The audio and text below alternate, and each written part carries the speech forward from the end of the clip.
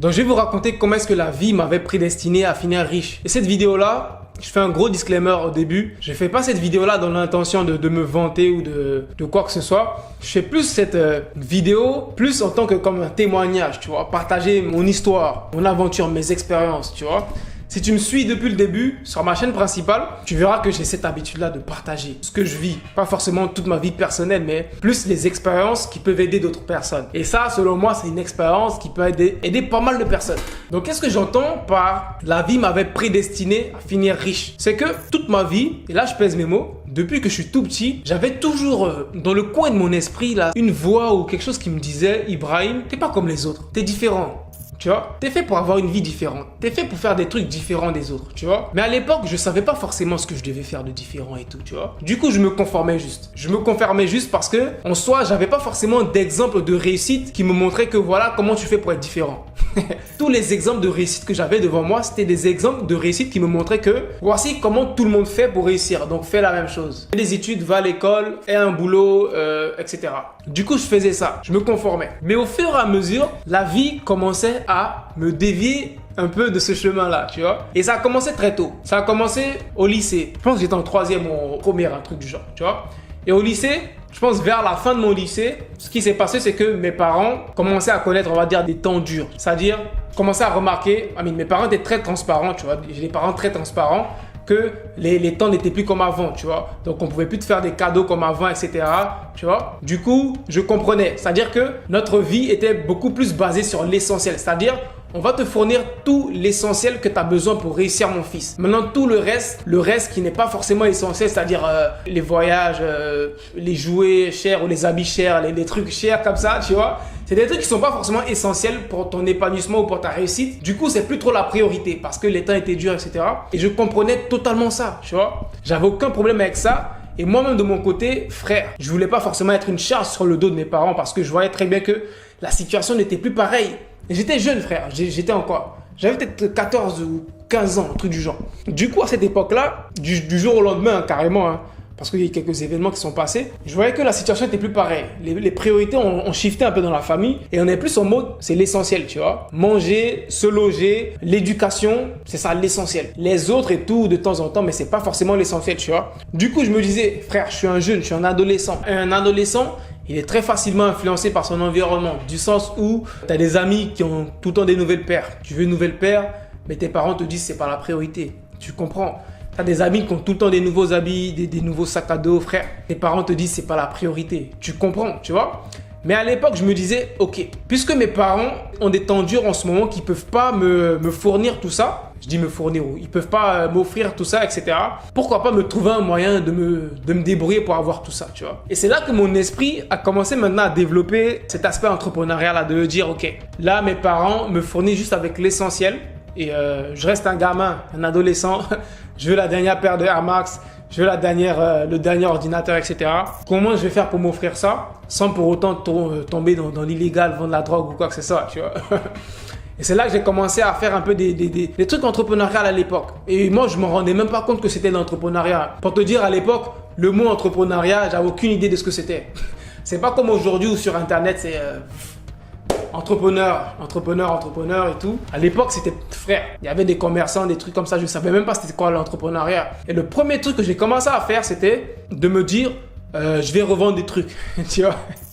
Je vais revendre des trucs. Au début, je revendais genre des goûters, tu vois. J'étais dans un collège ou un lycée. C'est que c'était interdit de faire rentrer de la nourriture extérieure. Et moi, je me suis dit, ok, il y avait des élèves qui étaient là dans le lycée qui voulaient manger la nourriture de dehors. Et moi, j'avais la chance, chaque midi, je pouvais sortir et aller à la maison. Donc, j'avais accès à la nourriture de dehors. Du coup, tous les gars qui mangeaient à la cantine, qui voulaient la nourriture de dehors, moi, je disais, ok, je vais sortir, je vais acheter la nourriture dehors, je vais la cacher dans mon sac à dos, revenir et je vais vous revendre la nourriture plus chère. Et les gars me disaient, vas-y, hein, dans tous les cas, nous, on peut pas avoir la nourriture. Et c'est là que j'ai commencé à faire des deals comme ça. Au début, je revendais la nourriture. C'était des nourritures locales, hein. Le garba, tu connais. Les gars qui étaient avec moi au lycée se souviendront de ça, tu vois. On se cachait pour aller acheter le garba dehors et on faisait rentrer le garba en scred à l'école parce que c'était interdit de faire rentrer de la nourriture extérieure et tout. J'ai commencé ça. Je faisais un peu des sous. J'arrivais à m'acheter des chaussures et tout. Après, j'ai commencé à avoir plus gros parce que il y a vraiment une limite d'argent que tu peux te faire en revendant de la nourriture, frère. Parce que de base, c'est pas toi qui prépare la nourriture, donc si la nourriture elle devient chère après, tu fais plus trop de bénéfices. Bref, je vais pas rentrer dans les détails. Après, je me suis dit, bon, comment je vais faire pour faire encore plus d'argent? Et c'est là que j'ai commencé à avoir une idée de créer une marque de vêtements. Parce qu'à l'époque, les marques de vêtements, c'était un truc très connu. Supreme, Palace, pour ceux qui connaissent les Hypebeast et tout, c'était un truc qui pétait beaucoup 2015, 2016 et tout. Je me suis dit, bon, ces marques-là, elles ont rien d'extra. Hein. C'est juste 2 lettres sur un t-shirt. Je vais créer ma marque, je vais créer 2 lettres sur un t-shirt. Quand je me suis lancé dans cette aventure, je me suis rendu compte que, ah ouais, tu peux créer des t-shirts aussi facilement, tu vois. Et là, maintenant que j'ai appris à créer des t-shirts, je me suis rendu compte d'une autre opportunité qui était de faire des t-shirts personnalisés. C'est-à-dire que il y a des personnes qui voulaient genre écrire leur nom ou leur logo sur un t-shirt et qui n'avaient pas forcément d'imprimeur où le faire. Et moi, j'étais l'intermédiaire. Je le faisais pour eux, je faisais les designs, j'imprimais les t-shirts pour eux et je leur revendais ça à un prix plus élevé. Et ça, c'était toujours au lycée. Hein. J'étais seconde, première, même avant la terminale, je faisais ça. J'ai fait ce business-là, ça m'a rapporté pas mal de sous. J'ai pu m'acheter une PS4 à l'époque, j'ai pu m'acheter un ordinateur à l'époque avec cet argent. Et je commençais à aimer ce goût-là de l'indépendance financière. C'est-à-dire que je fais mon propre argent. J'ai pas forcément besoin d'attendre que maman ou papa me donne de l'argent de poche. Je commençais à avoir goût à ça. Et je sentais que pour toute ma vie, c'est ce que je voulais faire. Je voulais pas forcément être dans une case, avoir un métier, être informaticien, être juriste ou quoi que ce soit. Je voulais pas être dans une case à faire une chose toute ma vie. Je voulais faire ce qui me plaît. Si j'ai envie de faire de l'impression de t-shirt, je le fais. Je gagne de l'argent avec, j'en vis. Si j'ai envie de faire des vidéos YouTube, je le fais. Je gagne de l'argent avec, j'en vis. Bref, j'ai envie de vendre des sandales, je le fais. Ça me plaît. Dieu merci, je gagne ma vie avec ça.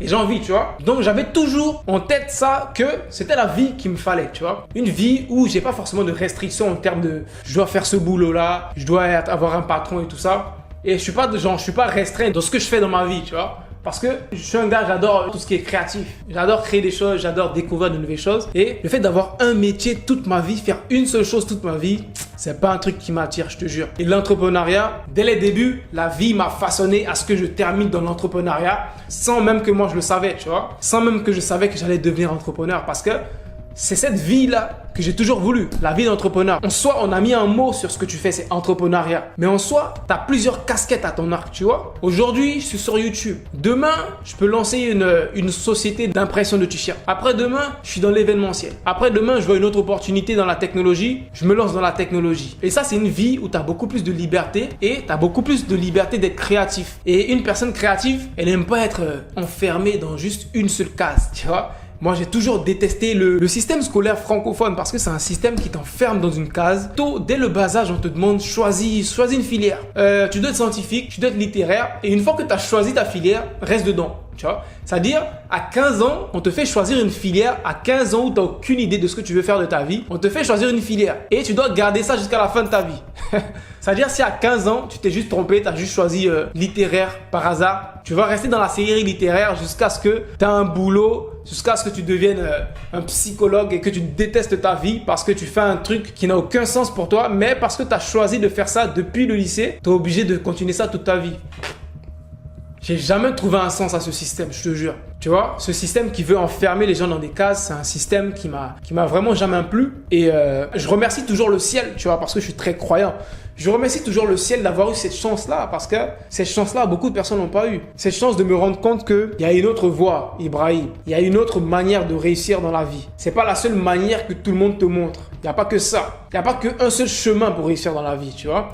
Et une fois que je me suis rendu compte de ça, je me suis donné les moyens pour me créer un nouveau chemin. Et aujourd'hui, je remercie le ciel, tu vois. Je remercie le ciel tous les jours de cette chance-là parce que c'est pas donné à tout le monde. Et les vidéos que je fais, c'est un peu pour partager cette expérience-là et pour montrer aux gens que n'écoutez pas les gens, tu vois. Parce qu'au lycée, je vais pas te mentir, au lycée, j'avais l'impression que j'étais un peu en retard des autres, tu vois. Parce que j'étais pas forcément celui qui travaillait le plus à l'école. J'étais pas forcément celui qui avait les meilleures notes et tout. Quand tu es dans un milieu qui te valorise en fonction de tes notes, en fonction de ta capacité à retenir des choses et pour les recracher sur une feuille de papier et pour te dire que tu es intelligent parce que tu as appris des leçons et que tu les as recrachées sur une feuille de papier et que toi, tu n'as pas envie de faire ça, que toi, tu trouves aucune utilité à apprendre des trucs par cœur pour les recracher, et bien ce système-là te fait croire que tu n'es pas assez intelligent. Tu es en retard des autres, tu vois? Et malheureusement, c'est le cas de plein de jeunes qui sont dans ce système-là leur faire croire qu'ils sont bêtes, tu vois. Des jeunes, ils ont l'impression qu'ils sont bêtes parce qu'ils n'ont pas des bonnes notes à l'école, ils n'ont pas des bonnes notes en maths, ils ont l'impression qu'ils sont bêtes, ils n'ont pas des bonnes notes en français. Leur professeur leur fait croire que, vas-y, toi tu dois travailler, t'es en retard des autres et tout. Et franchement, c'est un système scolaire que je déteste, je pèse mes mots, je déteste le fait de classer les élèves et de se dire non, lui il est premier, lui sait bien réciter ses leçons, etc. Lui il est dernier parce qu'il sait pas réciter ses leçons. Crois-moi, le plus souvent, celui qui est premier à l'école, qui sait bien réciter ses leçons, et bien dans la vie active, il n'est pas souvent le premier, tu vois. Il est même souvent le dernier, tu vois. Parce que ce genre de système scolaire, il t'apprend à être dépendant du système. Il t'apprend à ce que le système te dise quoi faire. On te dit quoi apprendre, on te dit quoi réciter, on te dit quoi faire. Du coup, lorsque tu es dans la vie active et que tu as un boulot, tu t'attends à ce qu'on te dise quoi faire, tu vois. Tu n'es pas indépendant. Tu es juste un pion de la société, tu vois. Et c'est pour ça que beaucoup de personnes ne peuvent pas entreprendre. Elles vont essayer, elles vont tout faire, mais elles vont échouer dans l'entrepreneuriat. Parce que dans l'entrepreneuriat, tu ne peux pas venir avec ce mindset-là d'écolier, de personne qui apprend des leçons par cœur et qui vient tout recracher. L'entrepreneuriat, c'est un monde où tu es autodidacte. C'est un monde où tu es indépendant, tu es autonome, tu prends les décisions pour toi. Si tu as pris des bonnes décisions, tu vas manger les fruits. Si tu as pris des mauvaises décisions, tu vas gober les grosses conséquences de ça, tu vois. C'est pour ça que beaucoup de personnes ont peur de l'entrepreneuriat. Parce qu'elles sont habituées à ce monde-là, ce monde féerique là où on te dit quoi faire, ton boss te dit fais ci, fais ça. Du coup, ils sont à l'aise. Ils n'ont pas forcément envie d'avoir à prendre des décisions pour décider quoi faire de leur vie, tu vois. Et moi, je juge personne. Chacun a sa place dans la vie, mais personnellement, moi, je préfère être autonome. Je préfère décider de moi-même, même si c'est beaucoup plus difficile, je te l'accorde, c'est beaucoup plus difficile d'être entrepreneur que d'avoir un boulot. Et c'est pour ça qu'un entrepreneur gagne beaucoup plus d'argent qu'une personne qui a un boulot. C'est logique. Si tu fais des choses beaucoup plus difficiles que la majorité des gens, la vie va te récompenser beaucoup plus. C'est logique, tu vois. Donc ici, si tu veux pas faire des choses difficiles, viens pas te plaindre s'il y a des personnes qui gagnent beaucoup plus d'argent que toi. Tu vois, ça, c'est clair et net. Si tu veux gagner beaucoup plus d'argent, il va falloir que tu fasses des choses beaucoup plus difficiles. Il va falloir que tu prennes des décisions toi-même et que tu changes ta vie. Et ça, c'est très difficile. La majorité des gens sont à l'aise dans leur confort, ils veulent rester dans le confort. C'est pas mauvais, mais après, faut pas venir te plaindre sur ta situation. Bref, là je suis fatigué. Peace out.